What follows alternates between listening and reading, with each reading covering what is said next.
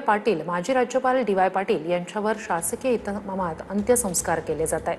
कोल्हापूरमधल्या pavilion मैदानावर DY. Patil यांच्यावर अंत्यसंस्कार होत आहेत। वयाच्या 91व्या वर्षी त्यांनी अखेरचा श्वास घेतलेला आहे। त्यांची सुरुवात राजकीय जीवनाची राजकीय कारकिर्दीची सुरुवात ही काँग्रेस या पक्षातून झाली।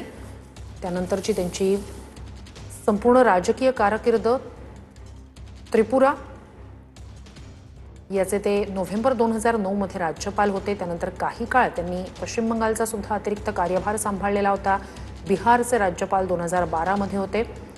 मूलतः डी.वाय. पाटील या समूहाचे ते संस्थापक आणि त्याद्वारे डी.वाय. पाटील यांची शिक्षण क्षेत्रातली मोठी कामगिरी,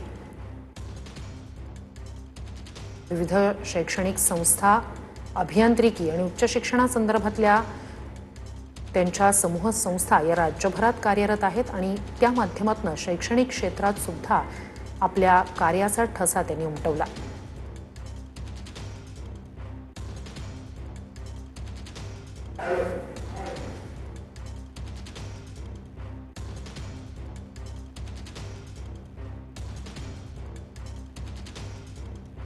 पद्मश्री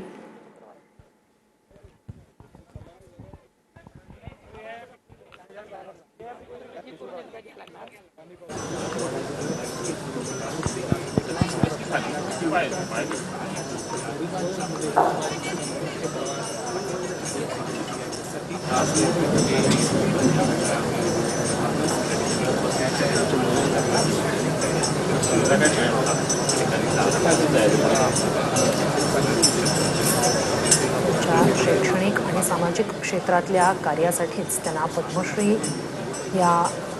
पद्मश्रीनं सन्मानित करण्यात आलेलं होतं।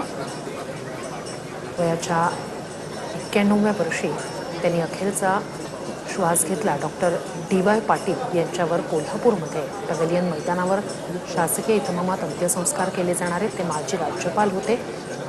काँग्रेसमधून त्यांची राजकीय कारकिर्दीची सुरुवात झाली आणि 1967 ते 1978 पर्यंत ते विधानसभेचे आमदार राहिलेले। डी.वाय. पाटील हा समूह त्यांनी स्थापला।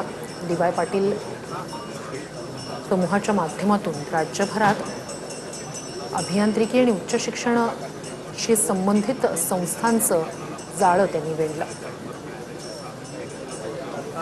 आणि त्या अर्थाने त्यांना शिक्षण महर्षी अशी त्यांची ओळख निर्माण झाली।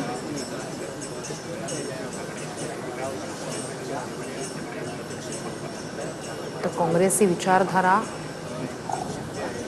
हे यातूनच त्यांनी राजकीय कारकिर्दीची सुरुवात केलेली होती। आपले प्रतिनिधी भूषण पाटील आपल्यासोबत जोडले गेलेले आहेत। भूषण, त्यांची राजकीय शिक्षण महर्षी आणि पद्मश्री डॉक्टर डी.वाय. पाटील यांचं पार्थिव आता पॅव्हेलियन मैदानावर आलेला आहे आणि त्यांच्यावर आता काही वेळातच अंत्यसंस्कार आहे ते केले जाणार आहेत।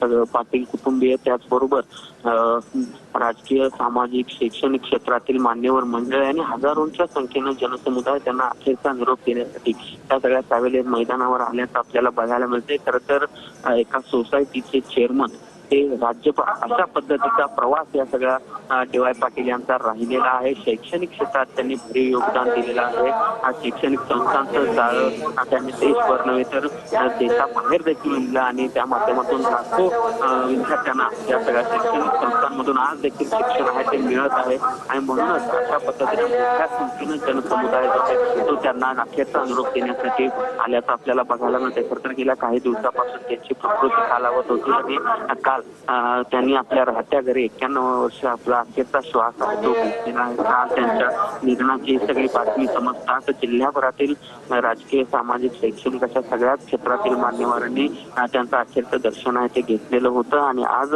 सकाळपासून देखील जर बघितलं तर विशिष्ट राजकीय क्षेत्रातील मान्यवर मंडळींनी देखील या ठिकाणी कसबावाडा या ठिकाणी त्यांच्या निवासस्थानी येऊन त्यांना अखेरचा निरोप आहे दिला होता।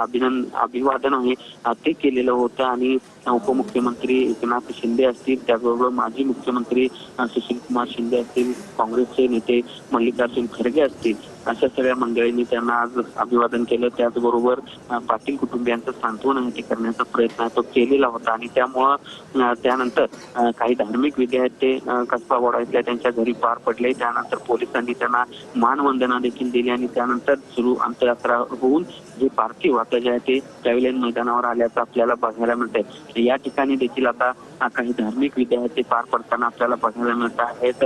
डी.वाय. पाटील ग्रुपचे प्रमुख संजय पाटील, त्याचबरोबर आमदार सतेज पाटील असतील, त्याचबरोबर इतर पाटील कुटुंबातील मंडळी जी आहेत ती या सगळ्या ठिकाणी आपल्याला बघायला मिळत आहेत.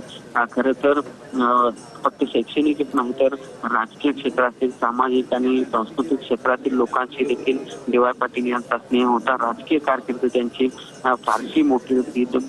आमदार 2 वेळा ते राहिलेले आहेत, मात्र त्यानंतर त्यांनी शिक्षण क्षेत्रात काम करणं पसंत केलं आणि त्यानंतर जे काही प्रगती त्यांनी केली किंवा एकूणच जे काही संस्थांचं जाळं निर्माण केलं ते कोल्हापूर जिल्ह्यासाठी नव्हे, पश्चिम महाराष्ट्रासाठी नव्हे तर राज्यभरासाठी एक प्रेरणादायी होतं. अखेरच्या क्षणांपर्यंत जर आपण बघितलं तर अगदी 15 दिवसांपर्यंत डी.वाय. पाटील जे आहेत ते कार्यरत होते. तळसंदे इथे आपल्या कृषी विद्यापीठाच्या ठिकाणी ते जात होते. नक्कीच भूषण, नक्कीच.